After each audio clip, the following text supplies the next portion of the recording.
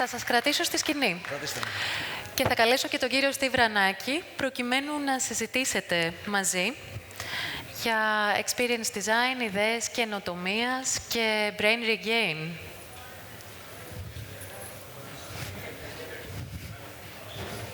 Παρακαλώ. Δεν ξέρω αν ακούνε. Να κάνουμε τις καρέκλες λίγο.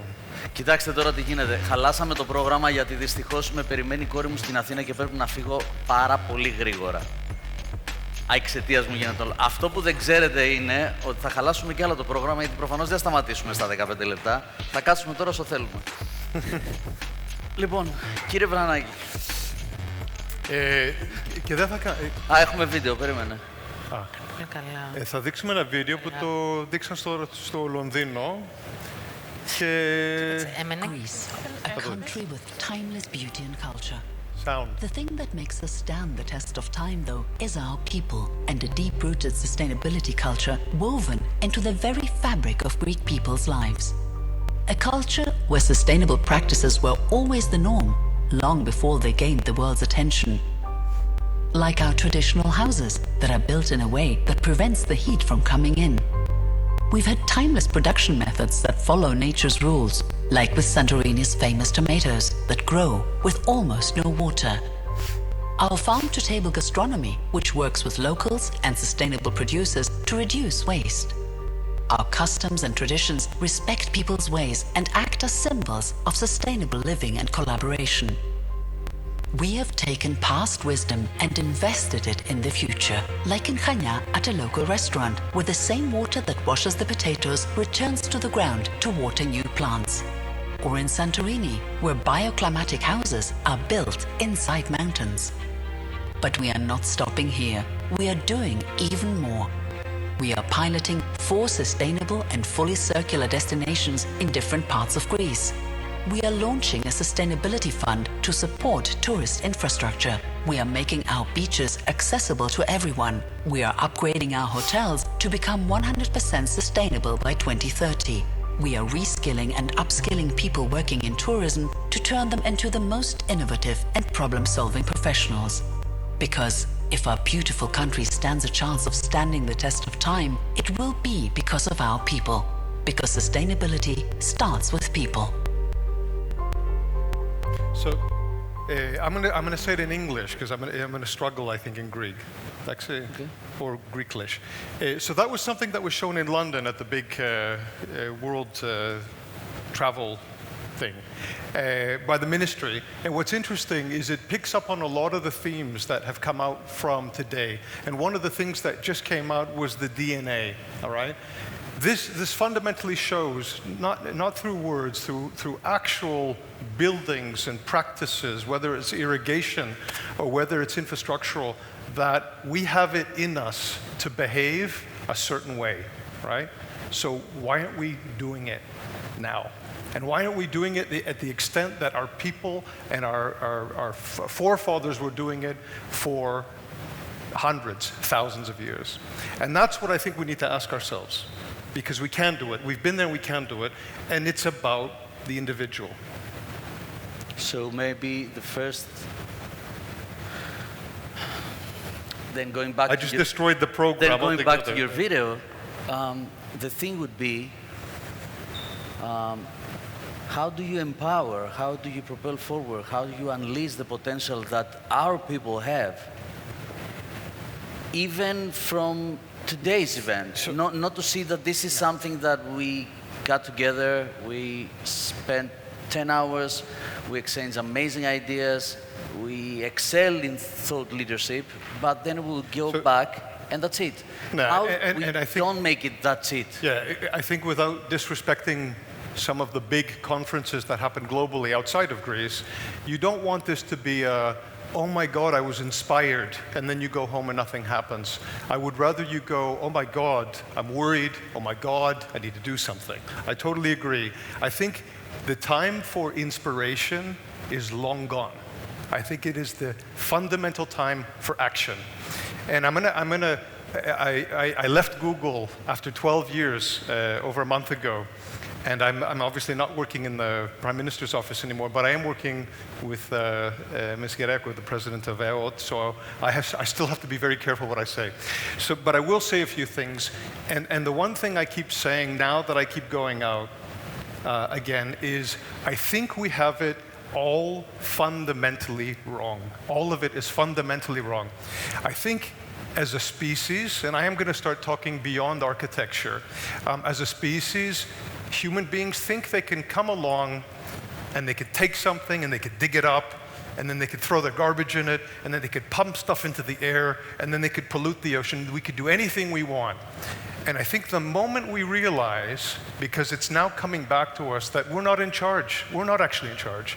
The Earth is in charge. And the Earth says, I've got this incredible thing and I'm going to give you the honor and the privilege to promote it, all right? And just do it the right way and respectfully. Don't overdo it with over-tourism. Don't negatively impact it, and leave it the way it is. Kind of like if you go somewhere for dinner at your friend's place. You're not going to trash the place and then try to fix it and go, oh my God, we need to be better. And the moment we realize that we're not in charge because now Earth is saying, screw all of you. I will show you what I will do to you when you don't listen to me and when you don't respect me. And that is exactly what's happening. And it's horrible. So we have to change our way. We have to remove our arrogance. There are tons of young people all over this venue staring at these monitors religiously. The next generation that Yanis was talking about, the under 40s, who are looking at what's happening, thinking, I will never own a car because everything's going subscription. I will never own a house because I've been priced out of every major market in the world. The only thing I own, metaphorically, is a tiny, tiny, tiny piece of the world. And we're destroying it. So what are we going to do about it? Go back to the fundamentals. Someone of the esteemed speakers mentioned them. I think more and more we have to realize that it's not only about your job as a communication, as branding, as whatever, mine as a communication strategist, Yanis as a strategist. I think we have to find a way to humbly approach that next generation and tell them, you know what? Yes, AI is here, the digital world is here, the whole world is changing every day, but we have to spend a couple of minutes and realize that it's the fundamentals that they will take us ahead. And we have to explain them that there's no alternative other than to realize that it's not our Earth. It's not our Chania. Yeah. It's not our country. The country exists. This majestic place is there. It's not our Earth, and that we are well beyond sustainability. I don't want to diminish sustainability. We should be as sustainable as we can be. But we're way beyond sustainability. If you look at the statistics, if you look at what's happening to the planet, if we aren't regenerating, we have to be regenerating right now because the tipping point has passed and now we're going through a downward spiral. And I'm sorry I'm the bearer of bad news, we know this, but I think there are people, and the reason I'm saying this is to your earlier point, there are people here who are influential, who are technically skilled, who are knowledgeable to be able to actually try to counter some of these effects and do something about it. The way we communicate it, people like you and I. But I think if we don't go beyond sustainability to this regenerative idea, I think it's not going to be very long before even being regenerative is too late. And it's not only about sustainability. I think it has to do with all the so-called buzzwords. I mean, even in our line of business, every year we can design and capitalize on a new word, on a new theme, on a new narrative. The thing to me is that we circle around the same thing, trying to hide not the elephant in the room, but trying to hide ourselves from the elephant in the room. And the elephant in the room is the fact that we don't address the real issues with a willingness to find a solution to move forward. We just address the issues and then we go back to our everyday life. You know, I will mention something the founder, one of the two founders of Google used to say. When we'd pitch some ideas, Larry Page would say, I don't want to see a 1-year business plan, a 5-year business plan, a 10-year business plan. I want to see a 100-year business plan. Okay? Founders of Google are on a different level. A 100-year business plan, because he's saying, I want long-term thinking.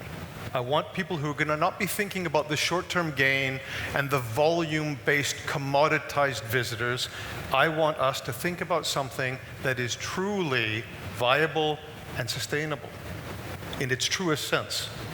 And that's where I think we are going. I don't want to paint a completely bleak picture because there are a lot of people who are already going this way. But we need to do it at scale. It has to happen at scale. It has to be the thing that is infectious. And if you're not doing it, you should feel, oh my God, you should literally be ostracized. We should all be thinking this way. Every single one of us. It should become the norm. Mainstream practice, not niche, not because of ESG. It should be the thing that is fundamentally what we have to do. And we don't have, I agree with you, and we don't have to wait for everyone in the room to start doing the same thing. I mean, even if we were discussing it before, even if we are 10 of us, even if 10 of us can start a change, it's still something that we don't have today. And those 10 will inspire 10 more. I'm sorry, I think one of the biggest problems that we have in our country is that every time we come to face a huge challenge, we wait for the guy next to us to do the same thing with us. And then eventually the opportunity leaves or the problem gets bigger and we can manage it.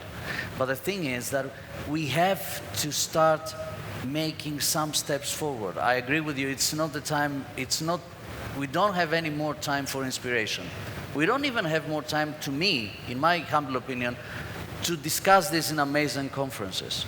Yeah. The key to me is how we will empower Vasilis to continue his effort, how we will empower the president of EO to continue her effort, yourself, Yannis, everyone in this room, and especially the younger generation, not to feel that they have nothing to do with a thing. We have to make them realize that what happened today, it's about them mostly. I mean, their success will sort of become the seed that my kids will have something to do. Otherwise, it's so narrow-minded, it's so short-term. Yeah.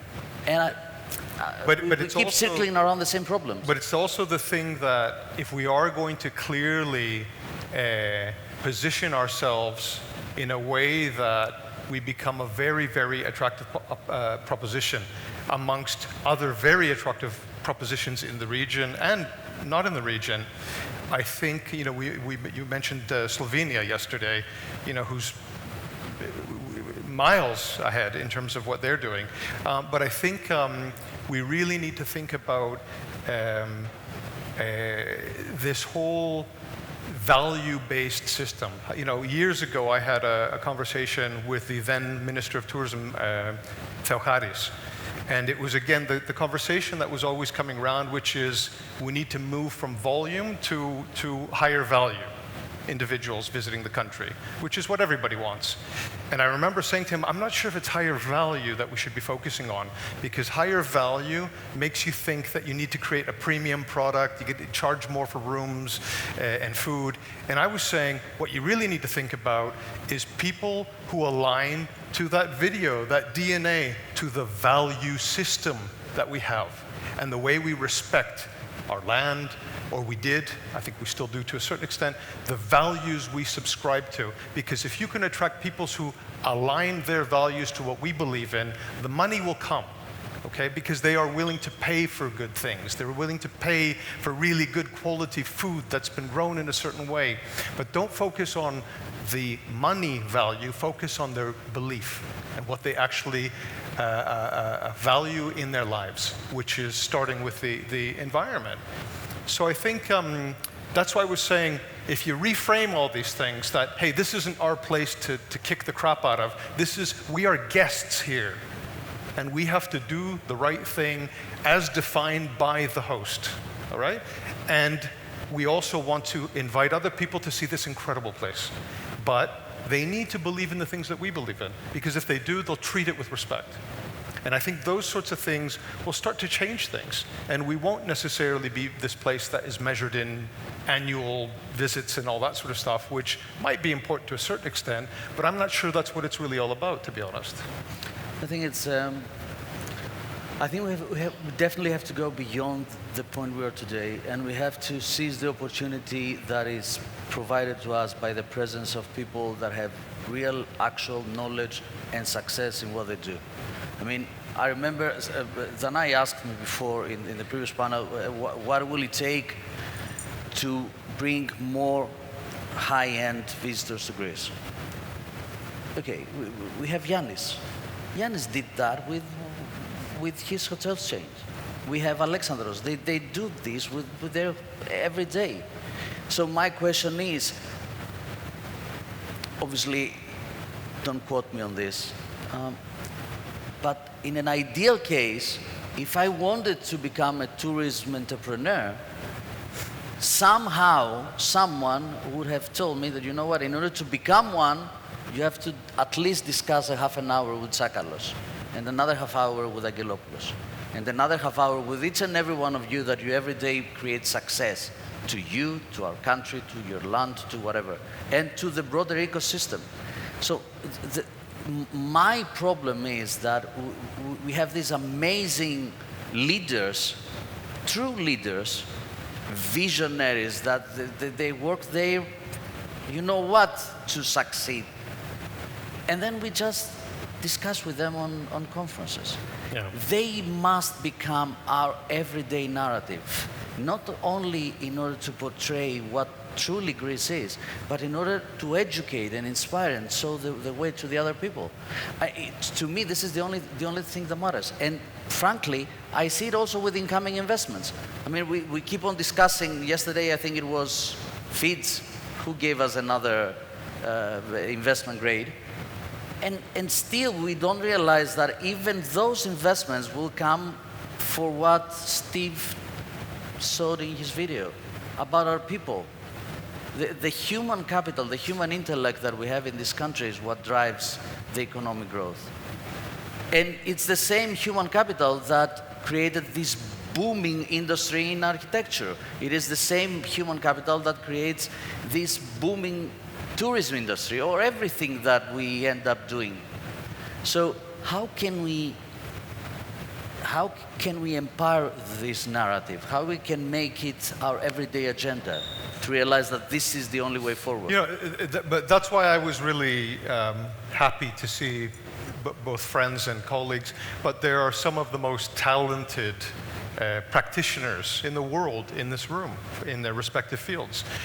There was the regional government, there was the local government, there was the mayor. There were people who actually took the time to show up, right? Which I think is an important first step, because these things aren't just about building more efficient eco-hotels. I think that's one aspect. There needs to be law and legislation, and you mentioned AI. Now people think, oh, AI is going to save us. AI isn't going to save us. I think if anything, it may, let's not go there. But anyway, I think AI is a fantastic thing to help us try to figure out what to do with some of this information. It's an amazing opportunity. It's an amazing opportunity, but I think there are people who are also thinking, oh, the bots are going to be able to figure out how much we emit and blah, blah, blah. Just don't emit as much. Don't leave a big footprint like that. So I think, I guess what I'm saying is it's not, I'd love to say, so everybody go back to their offices and back to their whatever and just do something. I think it's even bigger than that. But I think it starts with sort of believing that we can do it, believing that we need to do it, and start spreading that and getting everybody galvanizing, acting as a sort of, I'm going to jump around a bit. After I left Google, I was executive creative director, and I had to put a title in my LinkedIn, and somebody said, "Well, what are you going to put your title as?" Because I had to speak at another event, and I said jokingly, "creative activist," and I think it actually says it here, "creative activist," and it might sound a bit pretentious, it might sound a bit stupid, but I fundamentally think that we are all activists, and that we need to ignite the inert activist inside all of us. Because when you're an activist and you care so much that you are going to do something about it, and you might even just do things that would be well beyond your comfort zone, that's exactly what we need to do. And so I think we can do it. We have the skill to do it. We have the brain power. You know, that film, and I'm not just pushing it because, you know, I helped the Minister of Tourism to do that, but they're talking about a fund, they're talking about investment, they're talking about upskilling to create not just, you know, I think somebody historically had said, we're not going to become the waiters for Europe. No, that video says we are going to train some of the people, we're going to train people to be some of the most qualified problem solvers in the world in terms of how we're going to create one of the most sustainable, if not the most sustainable destinations on the planet. Steve, you came to Greece, what's now, 4 years, 5 years ago? I mean, with the capacity of the advisor of the Prime Minister. Yes. So after 4 years, 5 years, what frightens you the most about our country? What frightens me? Yeah. I mean, there are a lot of day-to-day challenges I face culturally, and I'm, you know, if you don't know my story, I left a very high-profile job to come here to be part of the Prime Minister's team in 2019 to sort of reboot the nation with a new narrative. You think so? The truth is that you came for Bartzokas. And Bartzokas, who, of course, no, but you know, no joke, Bartzokas does some of the best events, and he didn't pay me to say this, some of the best events, and he comes to Chania, which is incredible. That he comes here, didn't go to the other major city on the island, which is, you know, probably would have had even more people, because the significance of what's happening here, the progressive thinking from the mayor's office and Periferia's office, I think, you know, you need to create the conditions for change. And I think if this event acts as a catalyst to create the conditions for change, I think we've succeeded to a certain extent. And then we just need to make sure that it can scale across the country and the world. We are off time. Oh. I want to thank you all. I want to thank you for this chat. Thank you. Tora, thank you.